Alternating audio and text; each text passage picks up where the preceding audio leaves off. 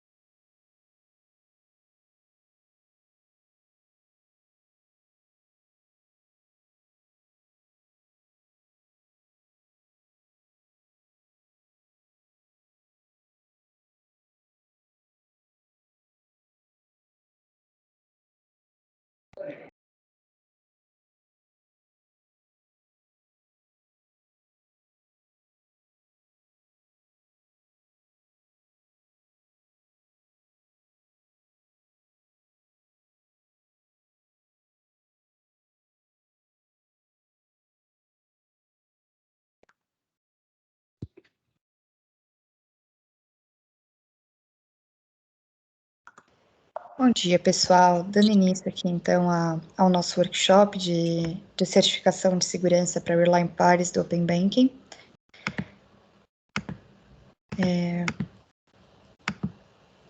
Algumas orientações aqui gerais que gostaria de passar para vocês, antes da gente começar. O workshop hoje, nessa página, ele vai ser ministrado em inglês, mas vai ter a possibilidade de tradução simultânea.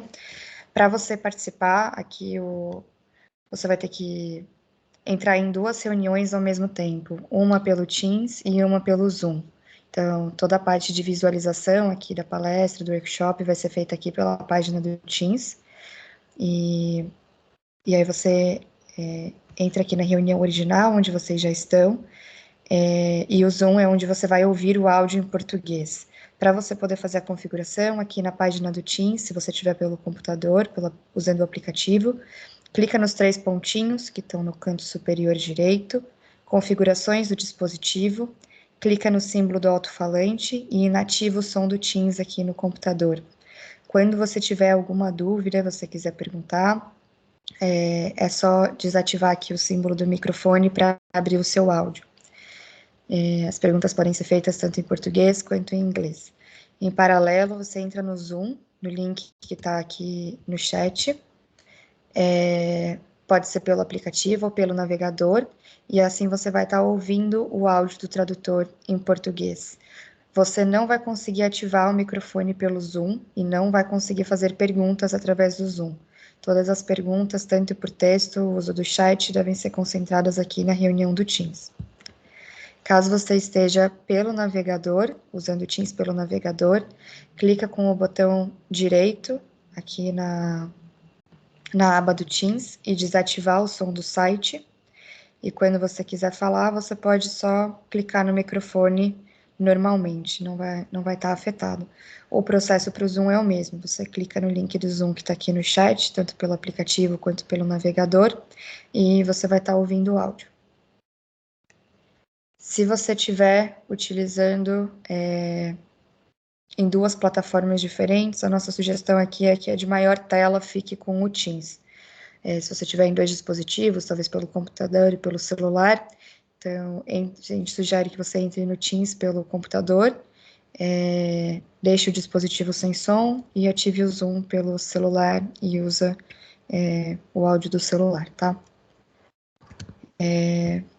Pessoal, alguma dúvida aqui em relação a como acessar a tradução simultânea?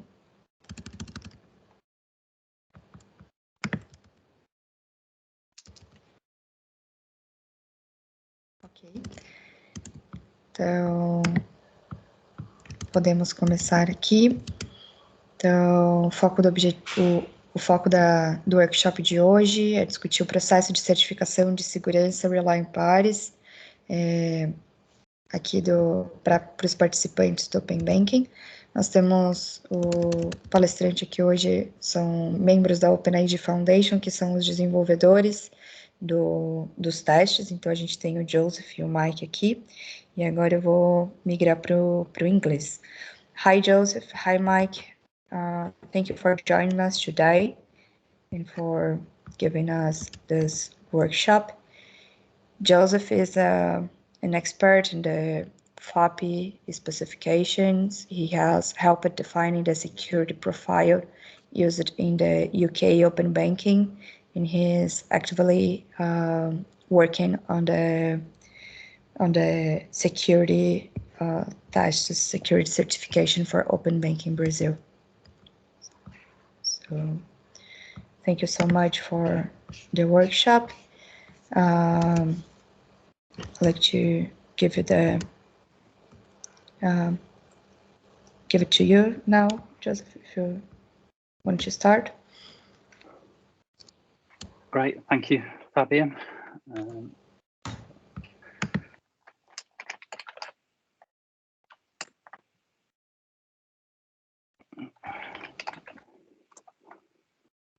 me just try sharing my screen.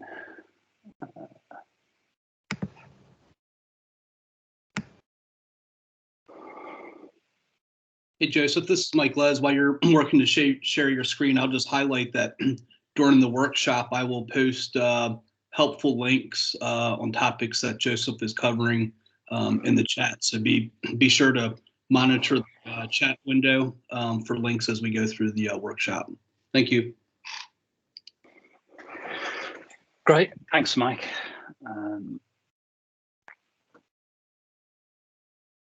So, yeah, I don't have any slides to present today. So the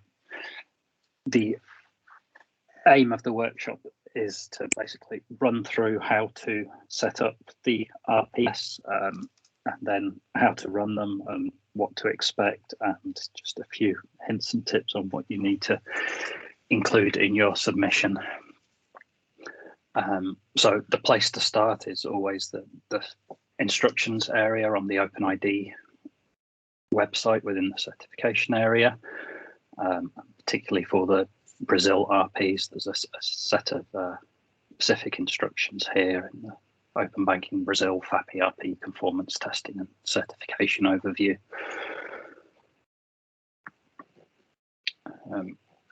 So this has a brief introduction.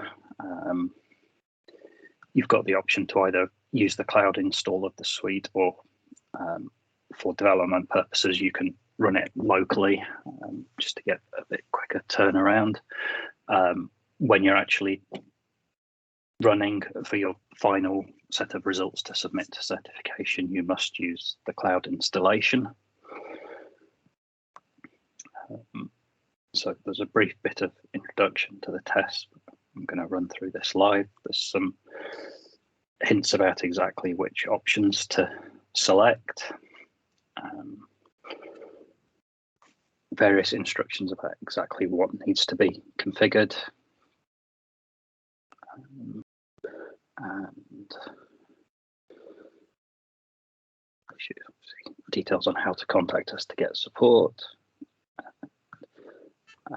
There's a specific section explaining about the logs that you need to collect when you're making your certification request, because unlike the OP test, there are some extra logs that you need to supply to us. And there's also a link to a example configuration.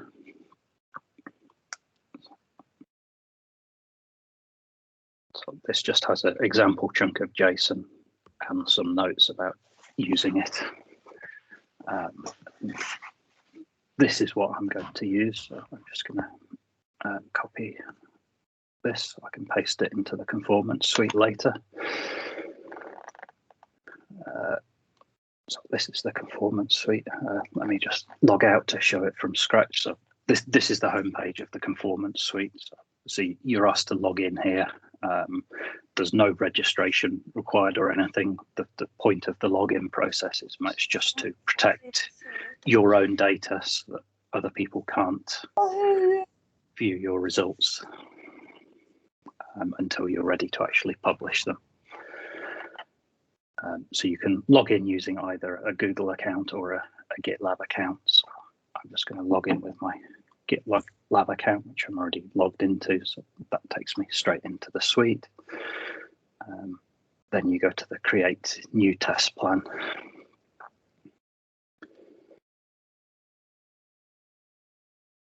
So because I've already run some tests, it's reloaded all the settings I used the previous time. But normally, you would be presented with a screen like this. Then you need to find the FAPI1 Advanced Final Open Banking Brazil Relying Party Client Test Plan. So just select that and then select the actual client authentication type you're going to test. And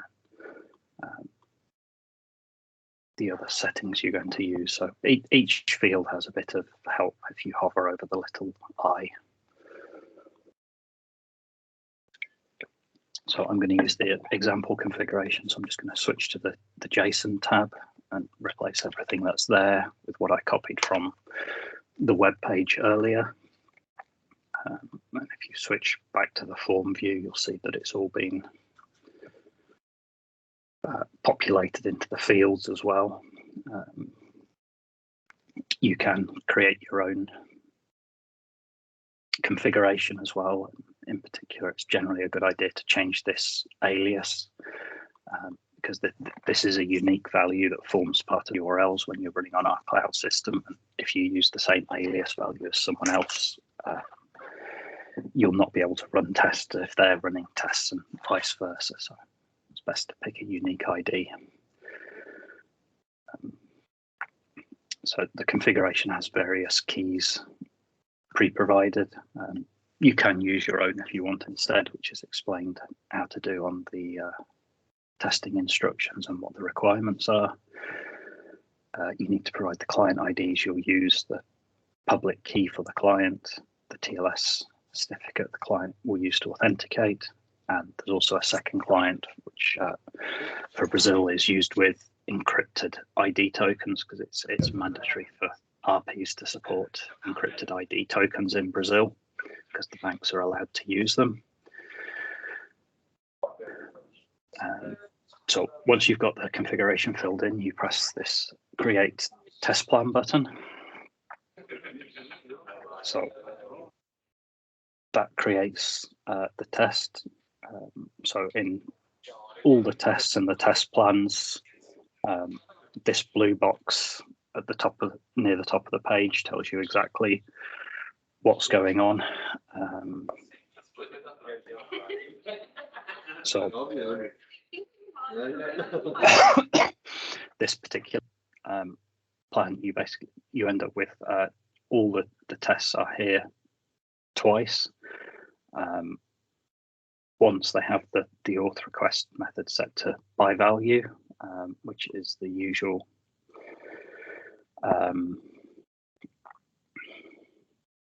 method of passing a request object at the authorization endpoint, but then halfway down they're repeated again with the auth request method set to pushed, which is the test that require you to use the pushed authorization endpoint. Again, banks are allowed to support either way or both, so clients are required to show that they can correctly do both passing a request object at the authorization endpoint or using the pushed authentication request standard to push the request object in advance and then using the request URI at the authorization endpoint instead. So to run a test, just pick Run Test. So what happens, the test does a little bit of setup and then it goes into this waiting state. So this waiting state means it's expecting you to do something. And it's also showing you some values which you may need to configure into your client. So your client will likely require you to configure either the issuer or the discovery URL, or possibly both. These go in where you'd normally put the URL for the bank's issuer or the bank's discovery URL. So what's happening here is that the Conformance Suite is essentially pretending to be a bank, but not a bank that's actually registered on the Brazil directory, obviously. And it has the various endpoints you'll need. So depending on whether you're testing for accounts or payments, you need to set up one of these sets of endpoints in your client configuration. And yeah, the tests support either the accounts or the payments flows, and which one happens just depends on whether you call the payment consents endpoint or the normal consents endpoint.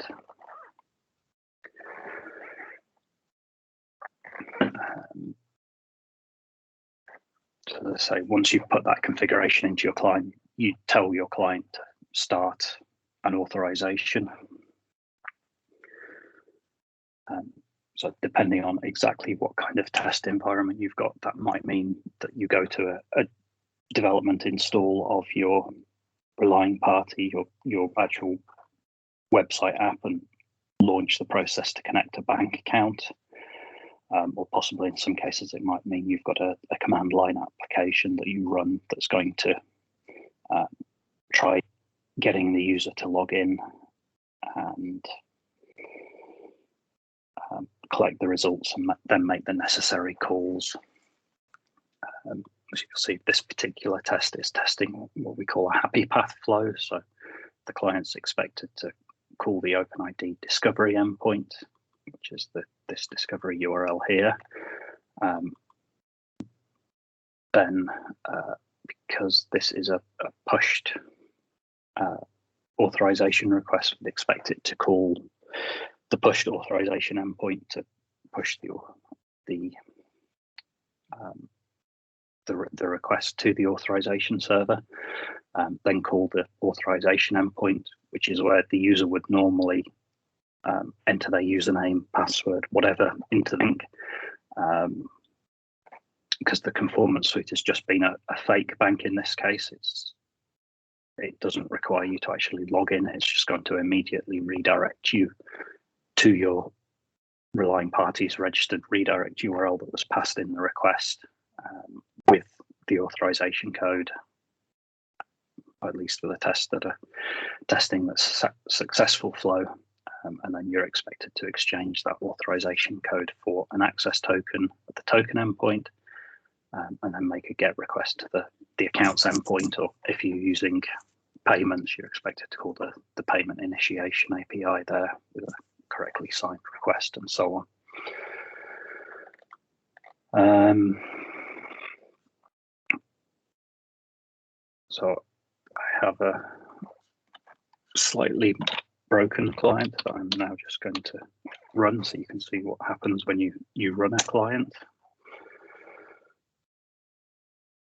So you see the test briefly changes to waiting, and then you can see this one's gone to interrupted and failed. So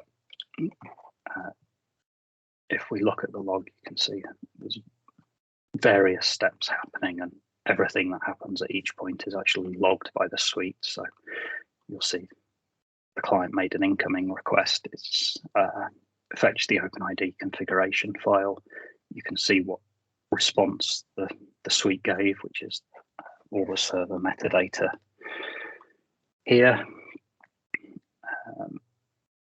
And then you can see after that the client's gone on and called the token endpoint. So you can see the incoming call to the token endpoint, the TLS certificate that was presented, all the other parameters. You can also see the response where so this was a client credentials grant, so token endpoint is just responding directly with an access token. My client then called the consent endpoint.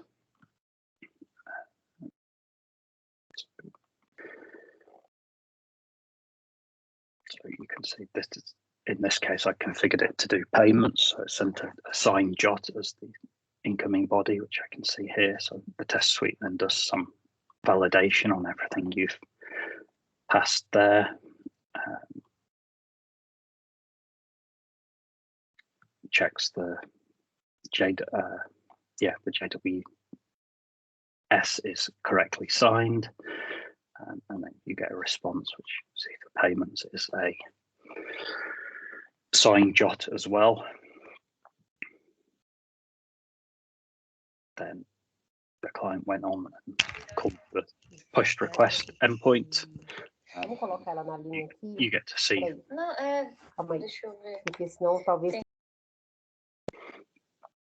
you get to see the exact request, which you can see the client ID, and it's passed in a signed request object there, and then the Conformance Suite does various validation on it, and you can see it's stopped at this point saying issue a mismatch. If you press the more button, you can see what's happened. So what it's saying is that the issuer is received. The actual one is test client ID this, but in my test configuration, I had a different client ID. So obviously in this case, I've made a mistake in either configuring my client or in configuring my test. Let's assume in this case that I've made a mistake configuring my test and I've got the client ID wrong. So I can just take the one that my client has actually sent. I can go to the top of the page and edit my test configuration.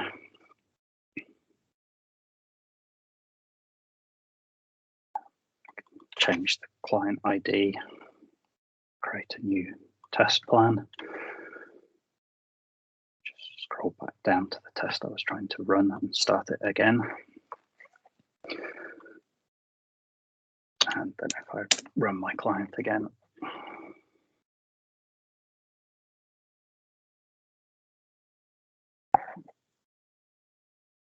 So you can see this time I've got a diff error that it can't find the keys used to verify this signature.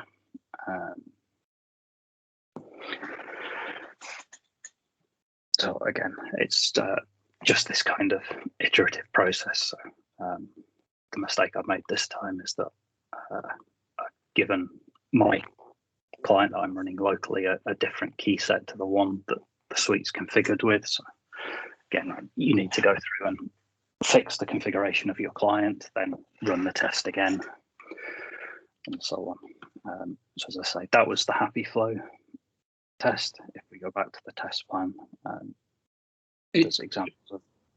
Joseph, maybe before we switch over from the happy flow, we did receive one question from Leonardo in the chat. Maybe best for you to take a look at it, but he had a question about the test plan only having the one option, but then in the certification listings on the OIDF website, there's many different options. So he was asking where they had to choose what option that they're going to use. Sure, yeah. So if I just edit my configuration and go back to the start, then those options in the different columns are these different ones here. So it's the type of client authentication you use. So both MTLS client authentication and private key JOT client authentication are used in Brazil. So I believe you need to run tests with both to show that you can correctly do both.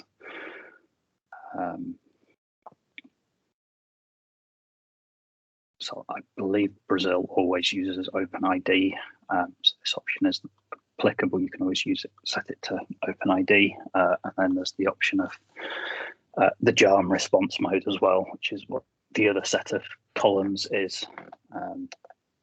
So again, I believe in Brazil, banks may or may not support JARM, the JWT secured response mode. So I believe people need to run tests with both of these. Unless if you run the different combinations of that, then you should end up with that set of tests. And the other option is accounts versus payments. And that's not a configuration option. It just depends what your client does first, whether the test does an accounts flow or a payments flow. So if you just call the normal consent API, it will assume you're trying to do an accounts flow. If you call the payments consent endpoint and pass the signed JWT and so on, then it will go down the payments flow. You only need to do one of those. If you're supporting payments, then you only need to run the payments test because they're essentially a superset of the accounts test. It's just testing the behavior of the signed API requests and responses. If you only want to access the accounts APIs and don't need write access, then you could just run the accounts set of tests. Great. Thanks, Joseph. I think that answered Talus's question as well. Yeah, so you only need to pay one certification fee to certify for these, one software for all of these. So yeah, because banks can choose either authentication method, RPs do have to be supplied for both authentication types. And the final question was if you need to submit individual requests for certification. So we prefer if you just send everything in a single request. I think that's probably easiest for both sides.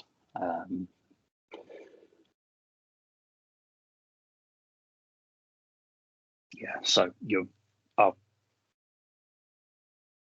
show the actual process a little bit at the end, but basically for each plan you run, you'll end up getting a zip file with the results, and you can just zip all 4 zip files together and send them to us in a single ticket on our certification request form.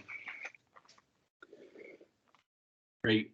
Joseph, we received a follow-up question from Leonardo asking if you could show on this page where to run the payments from.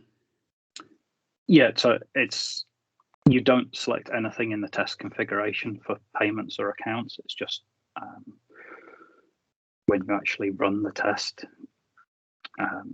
if you call this normal consents endpoint as the first endpoint call, then the test will run an accounts flow.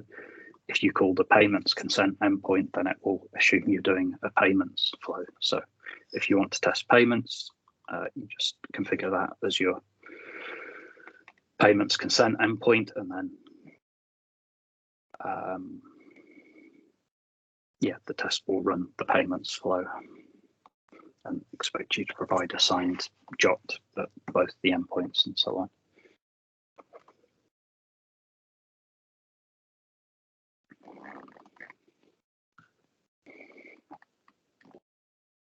Okay, so let's just show some of the other tests that might get run.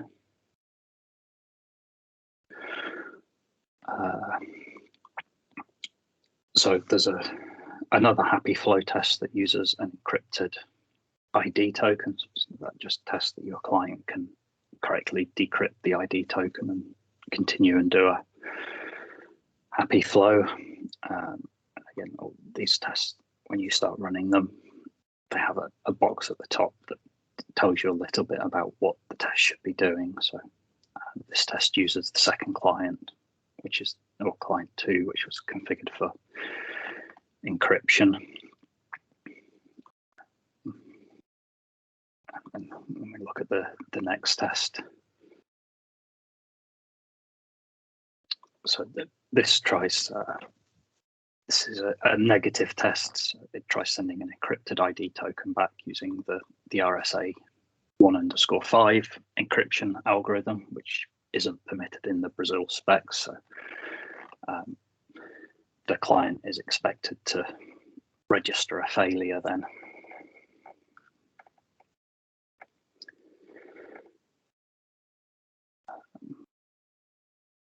And then there are the more negative tests. So the next one returns an ID token that has a invalid S hash in it. It expects the client to detect and abort the flow.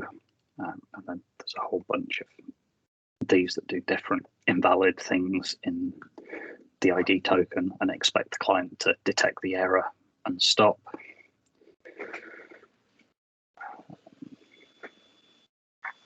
And then once you're past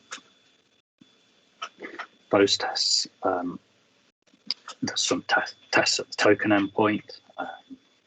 So checking what happens with if the server fails to return you a scope or returns an invalid scope, which again the client's expected to detect and stop.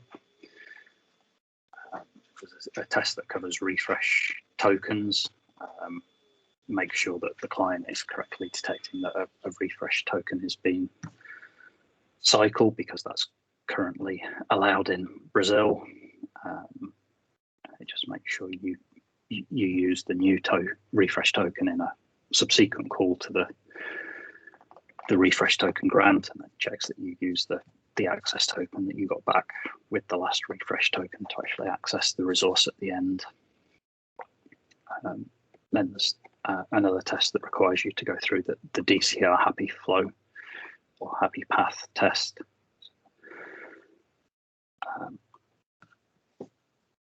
Again, that's a happy flow test. It's just run exactly the same as the others, but the first step here is that you register a client as if you were registering a new client at the bank, and then it expects you to follow the normal with the client that's issued and successfully get an access token. And then as a final step, this one requires you to make 2 calls to the client configuration endpoint, which is the endpoint you'd use if you ever needed to change the configuration in your client at a later date. So this is trying to make sure that everybody that's developing an RP is aware of the existence of particularly the registration access token, is aware that this can change when you do a call to read or write the client configuration.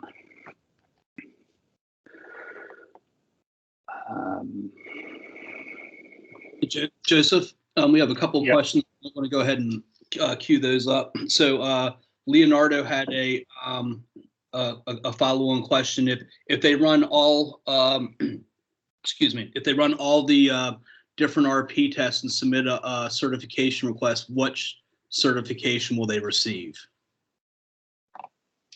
Yeah, I'm not sure exactly what is being referred to as all here. So I think this is about accounts versus payments still. So you only need to run one or the other. If you want to use payments, then you should run payments, and that will also cover you for accounts. And you only test payments.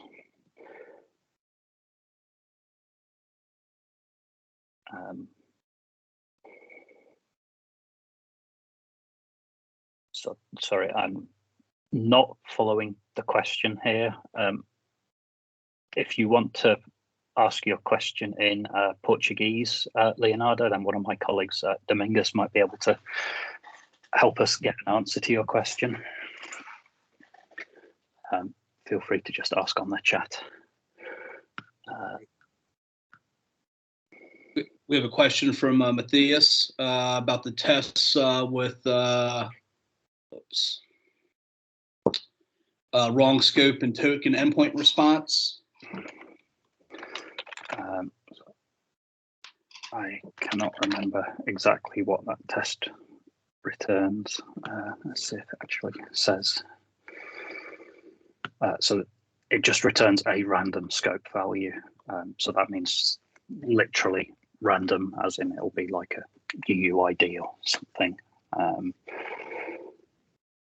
So it's wrong because you've received more than you requested, or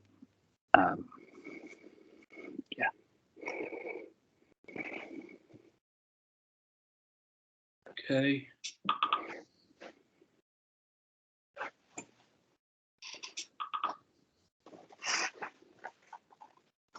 We have a question, Joseph, from Gilherm about the RP accounts mode and payments mode. I think there's a fair amount of confusion around that. Yeah. So I don't know. We can maybe try getting an answer written up for this and translated into Portuguese to see if that helps. Yeah, if you want access to the payments APIs, then you should certify using payments mode. That will also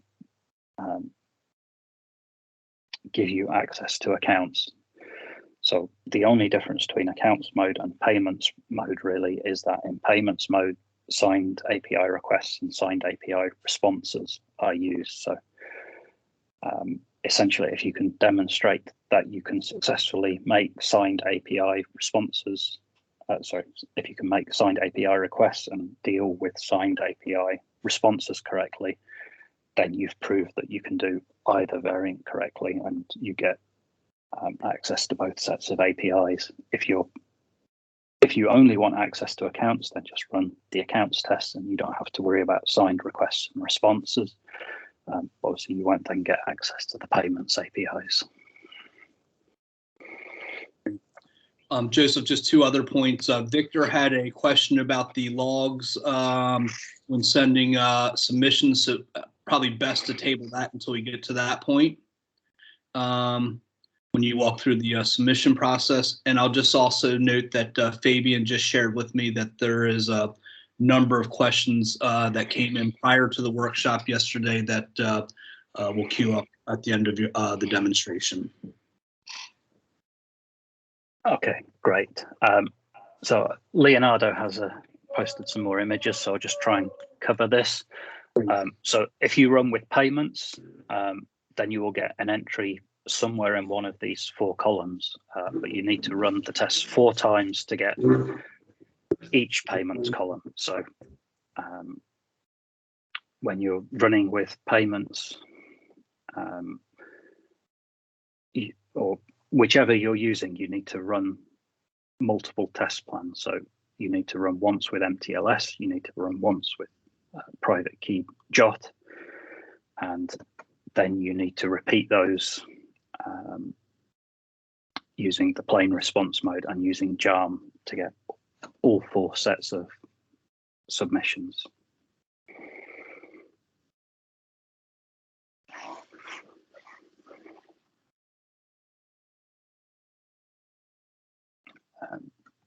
So I finished going through the test modules. There's basically covered all the major different variants you see. So I'll just cover the certification process a little bit. So if we just go back to the website, then there's a set of instructions on how to request certification after successfully completing conformance for FACP RPs. So this has a number of steps, and you just need to follow the steps in turn. But essentially what happens is that from this view on the plan, once you've run all the tests and they all show passed, unlike my ones, there's this certification package button here. So when you press that, it asks you to upload 2 files. So the first one is the certification of conformance file. So again, that's covered in the instructions. There's a form here. You need to download it, fill out the fields, and the one field that everybody struggles a bit is the certification profile, but you can just copy exactly what's shown on the test result here into the PDF form. The form then needs to be signed. It can be an electronic signature, either a proper kind of DocuSign style real signature, or putting equivalent to a wet signature as an image is fine as well. If you need to, you can print it out, do a wet signature and scan it, as long as it ends up with a signature there of the appropriate person. That's what we need.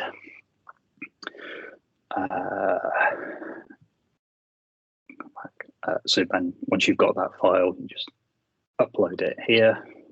So you would normally upload a file, and then there's another field which is the client data for RP tests only. So this is the client side logs. So you need to manually generate these. So explicitly mentioned here in point 4 on the submission instructions that this is evidence demonstrating the correct behavior. So to generate these logs, you'll probably find that you need to enable some extra debug in your client, probably because it may not be logging all the errors by default. But what we're looking for here is evidence that when the Conformance Suite has, say, issued an ID token with a bad signature, we're looking to see that your client has processed that ID token and has figured out that the signature is invalid. So if you're kind of running your client from a command window or something, then we'd expect it to be printing out the steps as it goes, and the final step would be an error message saying something along those lines. If you're interacting with it as a website, then we'd expect a screenshot and Again, the screenshot should show the error expected in the test, so you may need to enable some debug in the web app, because by default it probably wouldn't show these errors to end users. It might send them to a bin log file or something instead. If you can make it display on the web page, that's fine. If the backend log file just contains enough evidence for us to see what the client was doing and that it did result in an error in the test, then sending the backend log file is fine too. So once you have all those tests, just give them sensible names so we can figure out which log file relates to which of the tests, zip them up, and just upload them here.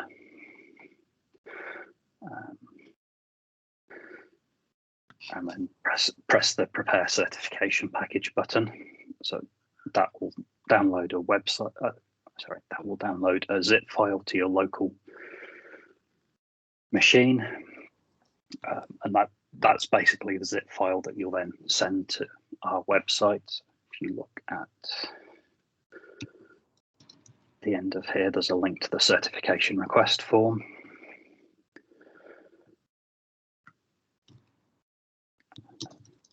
So this again should be fairly straightforward to fill out. Just put your organization name and the name of the software in the summary file.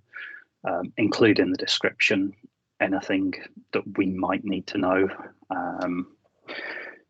Just hopefully select that your tests have all passed or have only warnings, and tell us how you've paid for your certification. So I think for most people in Brazil, you're going to pay on our fees page, which is linked here.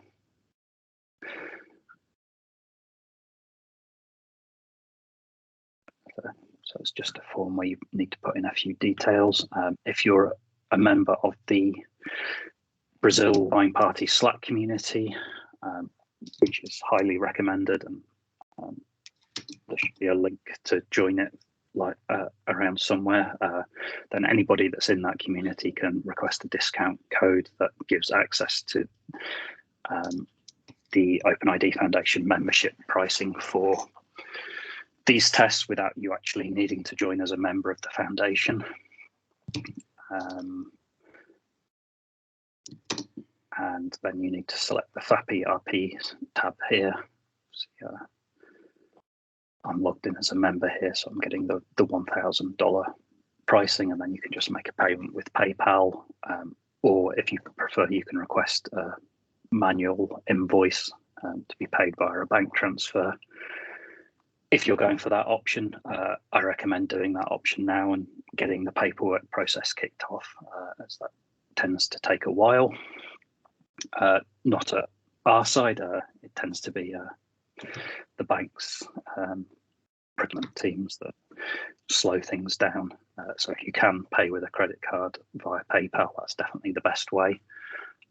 The other option is, I think there's about 8 relying parties who have chosen to make a payment via the Chicago Advisory Central Payment Mechanism, in which case just select this option, which still mentions Miro, but we'll know what you mean.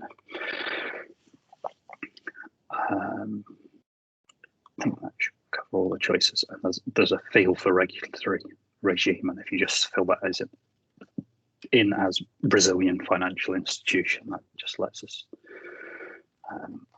know which requirements you are trying to meet, and then you just drop the certification zip file onto this bit here and wait for it to upload, and then send the form. I did miss out doing a step here, which is once you've got the file downloaded from the Conformance Suite, you just need to rename it to have your company name and software name in it, which is mentioned on the instructions. Yeah, that's the certification process. So I guess we'll switch back to any questions. Hey, Joseph, there was a couple of questions that came through on the chat while you were going through the submission process. Excuse me. I suggest we go ahead and cover those, and then maybe request Fabian to put up the questions that were posed prior to the workshop. So I'm going to go up to a question from Marcus. During our DCR testing, we identified that certification.openid.net CA does not have an authorized or listed. Is that a bug?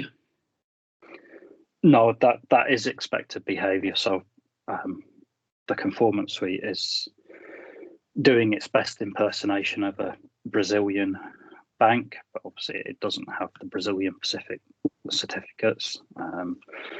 So there is mentioned somewhere on the instructions, on the example config.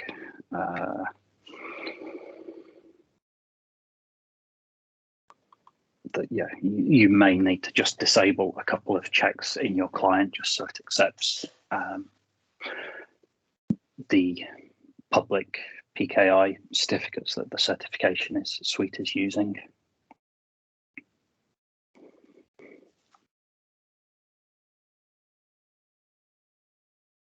Very good. We then had a question from Wesley. Can we use a different client certificate, like a third certificate in config for the FAPI1 advanced final client test? It's like the OP test that currently use a different client for the DCR flow test different from the configured. So we can use a different software statement and a pair of certificate and JWKS keys, or just for the DCR flow.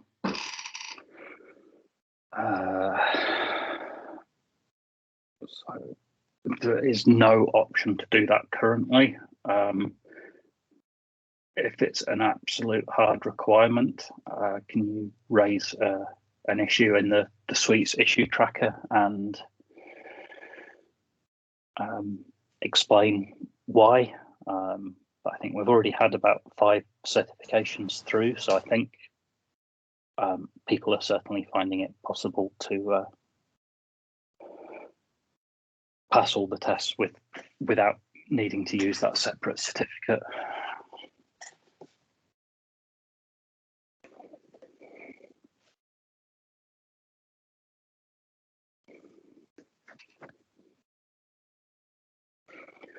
Okay, shall I stop sharing my screen then, and Fabian can put up the other questions maybe? Yeah, I think that's probably best. Fabian, do you want to put up the slides with the questions that you shared with me?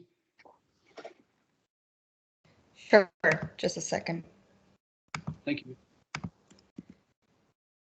So yesterday we sent a forms for the ecosystem to send previous questions to the workshop, and we've got 15 questions that are 2 slides here. So the first one, I believe it was covered, but just to go through all of them. Does the payment initiation certification includes the TPP scope for the data receivers?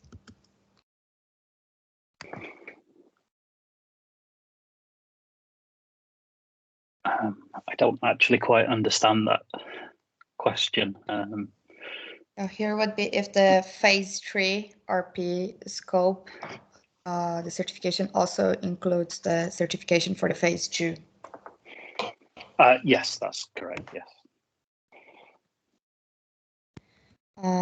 The second one, are image error logs needed for the available tests? Because this, the person who asked that said that they didn't find where to share the images or the logs during the tests. Yeah, so that was just the final step I showed at the end when after you press the prepare after you press the certification package button. At that point, you upload a zip file with the logs for all the tests in that test plan. Great, thank you, Joseph. The third question, do the tests need to be implemented with the application used by the user? So my understanding is that they need to be the final software stack that will be the one used by the user. But exactly what that is will obviously vary between institutions depending on exactly how their application works, I think.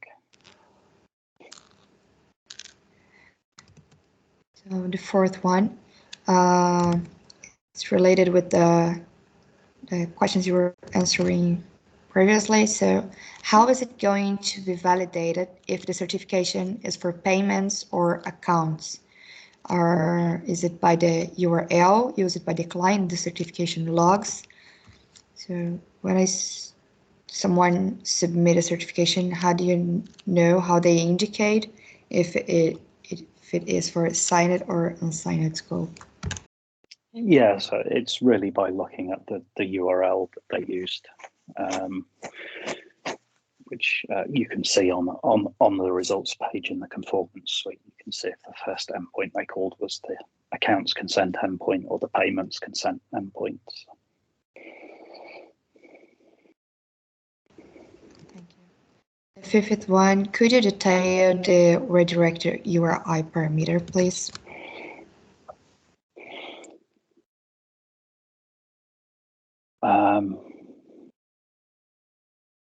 That's potentially quite a long answer depending on what amount of existing knowledge we're assuming.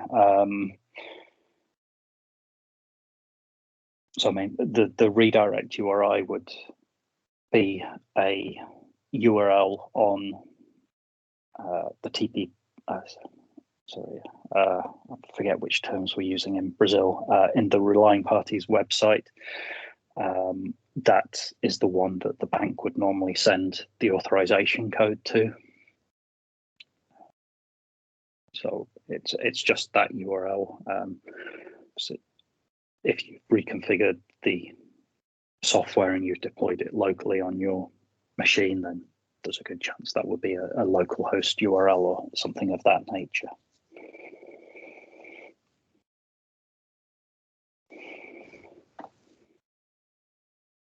Joseph. The sixth one is the RP certification mandatory for TPPs or for data receivers? Is there a regulatory deadline? This one, I'm gonna share with you the group on the chat, the link with all the details for the certification, both for TPPs and for the banks. Yes, it is mandatory. And going to the seventh question, how many tasks are executed for RP certification, both unsigned and signed scopes?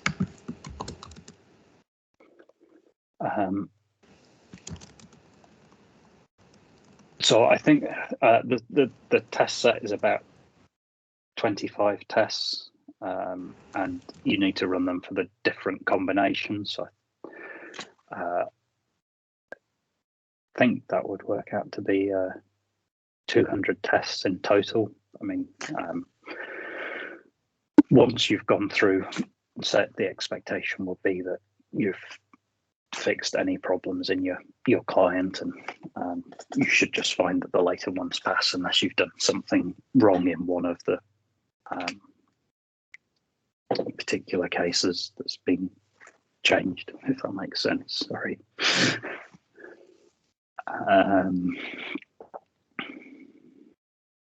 So yeah, and it's the same number of tests for both signed and unsigned. But as I said, you only need to run either the unsigned or the signed tests. You don't have to run both.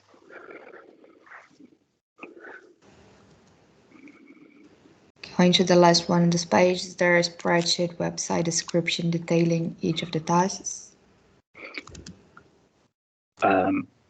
So the page I was showing earlier, after you've created the plan, that has a list of all the tests on it, and if you hover over the question mark on each one, it has a description of the test in more detail. So yeah, you just get on the Conformance Suite website, basically.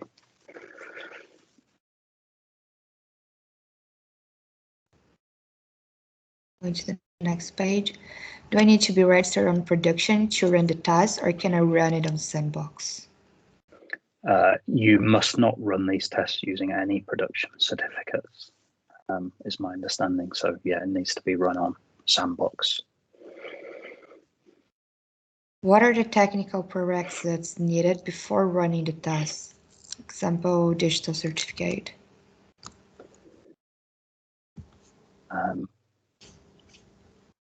So I don't believe there's any particular prerequisites. You should be able to run using the example configuration we provided.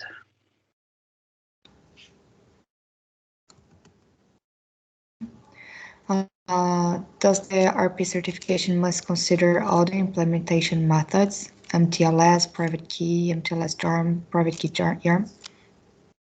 Yes, so you will need to run through them all, because basically the banks are allowed to use any of these, and they're not required to support all of them, which means the TPPs, or the relying parties, sorry, have to be able to support all the different options. How long does it take for OpenID Foundation to process the certification after submitting the logs? So it varies a little bit. We usually quote 5 working days, but around the time of any deadlines, things are a bit slower. So I know around the end of October or something, I think it was much closer to 2 weeks for anybody that submitted very late in October.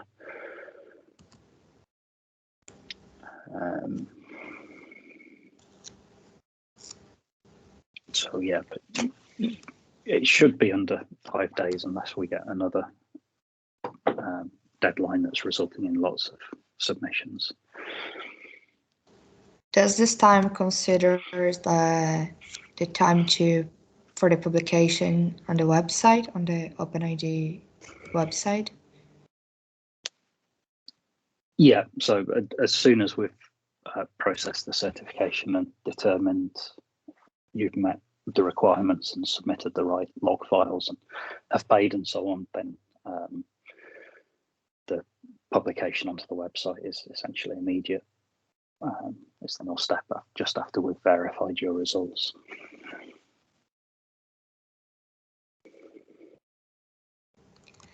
And the last one here, after getting the certificate, what do I need to do before acting as a TPP? For example, registering the certificate in production.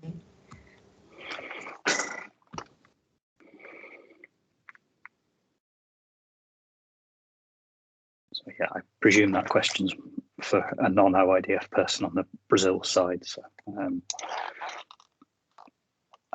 presume there's some kind of process of asking the service desk to enable your production access or something like that.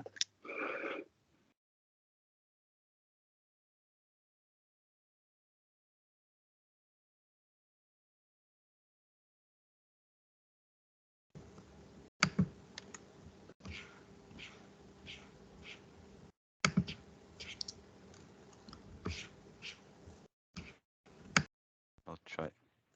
Hi, can you hear me? Sorry, I was on mute. Actually, that's a very good question.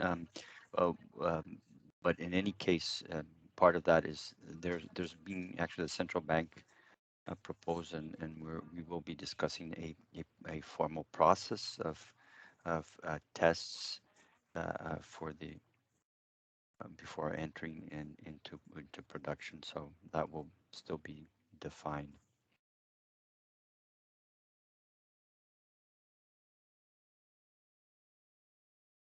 Thanks, Andre. Joseph, we have a couple of follow-up questions from Leonardo in the chat. He posted one right before Fabian posted the GitHub link.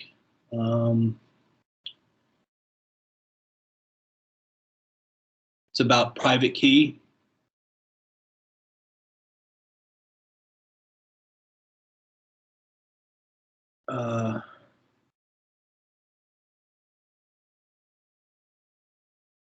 I think you might have covered that when you showed where you could select the different tests, right? Yeah, so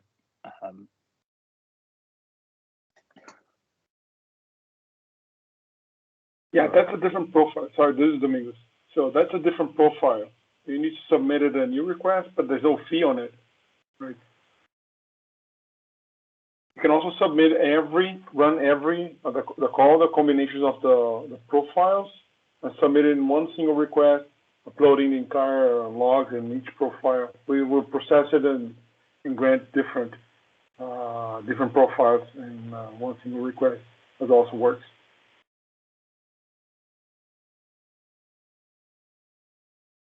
Thank you, Domingos. Thank you, Domingos. Let's see. I think that answered Leonardo's question. We got another follow-on question in the chat. Joseph from Talos. Is JARM response mode mandatory for all Brazil RP certification? Okay, so I did not know that about the second part that Tal's quotes there. So if the ASPSPs are required to support a non-JARM profile, then I guess it probably isn't mandatory for relying parties to certify for JARM.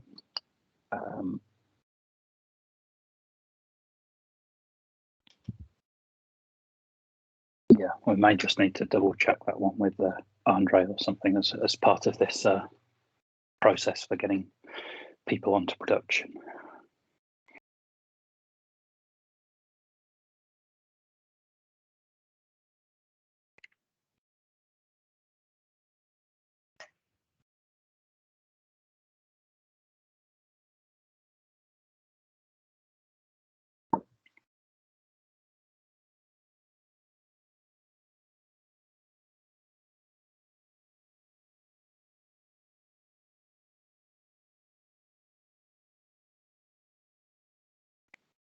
Yeah, thanks for that extra image, Tal. So yeah, if that's correct, then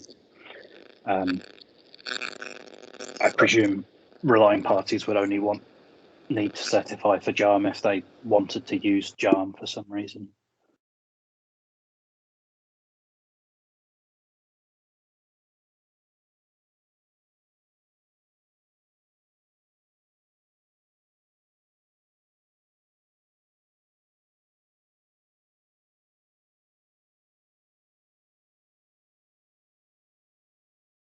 Are there additional questions?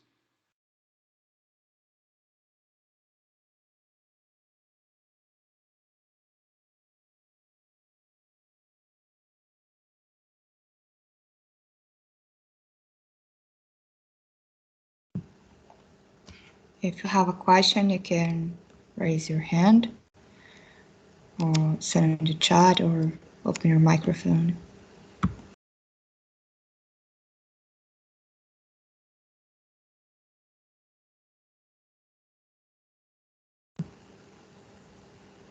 Carlos sent one here. If he pays the certification fee today, could he submit the certification request in July 22?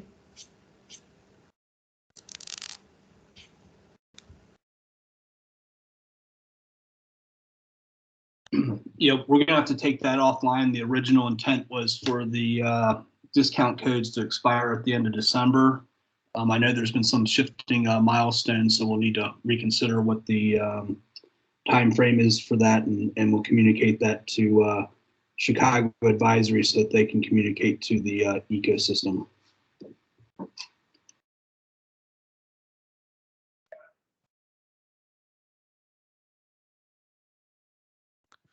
Ô, Fabiano, eu não entendi.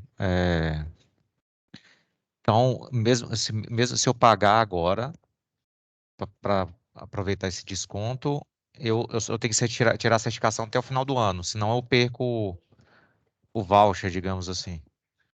Eu preciso, para tirar uma certificação ano que vem, eu tenho que pagar, eu tenho que esperar virar o ano para fazer a compra, o pagamento. É isso? Vou confirmar aqui, Carlos. So, Mike Joseph, but if he gets the discount and he pays this year, but he only wants the certificate 6 months from now, but he's paying it now. Does it work?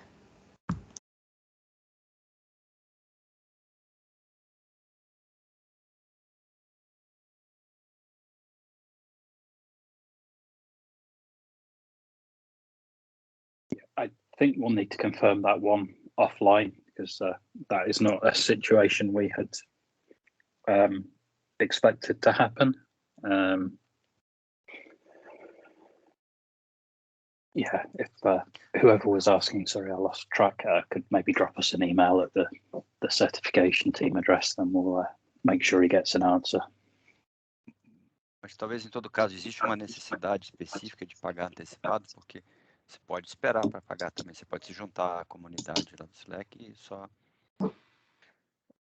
Tá, não. mais É porque eles falaram que o desconto seria até o dia 31 de dezembro, né?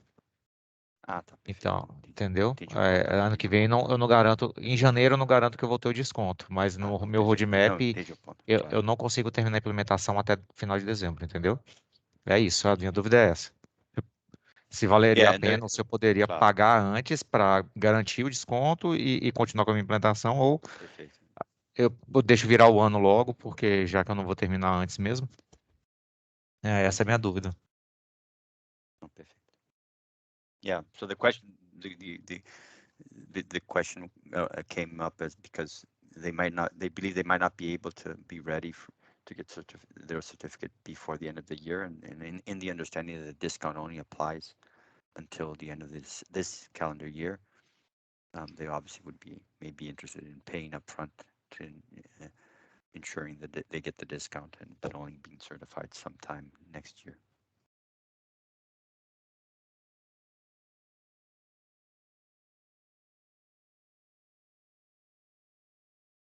Yeah, sure. So we understand they ask. We just need to check the answer before we give it. Sure.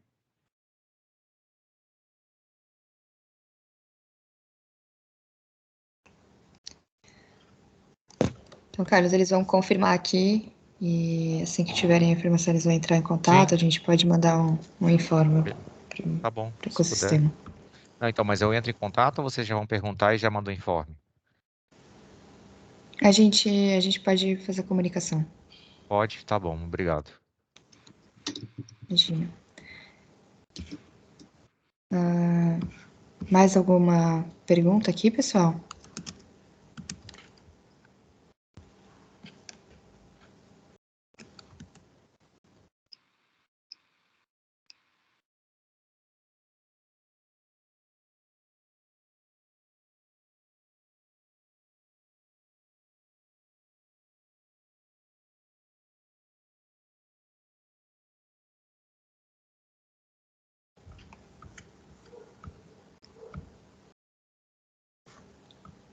So I understand we don't have further questions. I'd like to thank you, Joseph. Again, let me ask something. I'm Domingos from IDF. So let me ask something. Does the bank have any idea of the timeline for submitting? Because we are seeing some submissions and we know how close the banks are. We need to better understand the workload that's ahead of us. Do you have any idea? Yes, I've shared I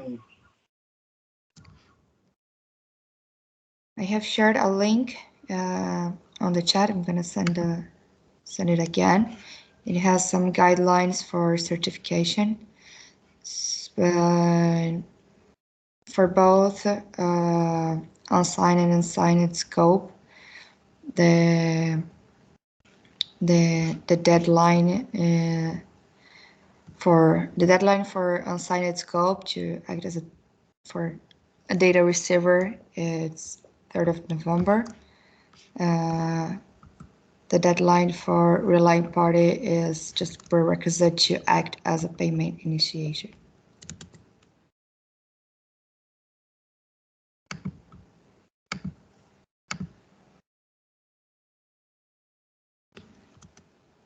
And all the details are on this document I'm sending on the chat.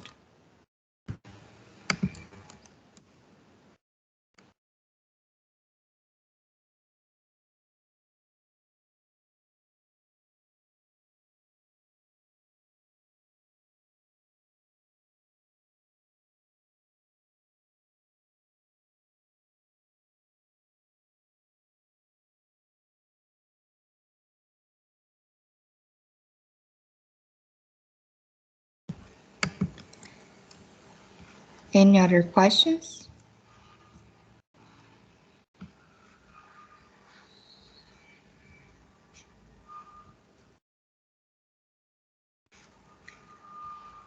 So I really would like to thank both Joseph, Mike, and Dominguez for participating here in the workshop. Both of the Portuguese and English versions of the workshop were recorded, and we're gonna share that on we're gonna publish that on Open Banking Brazil YouTube page, and we're gonna send the links through the informs.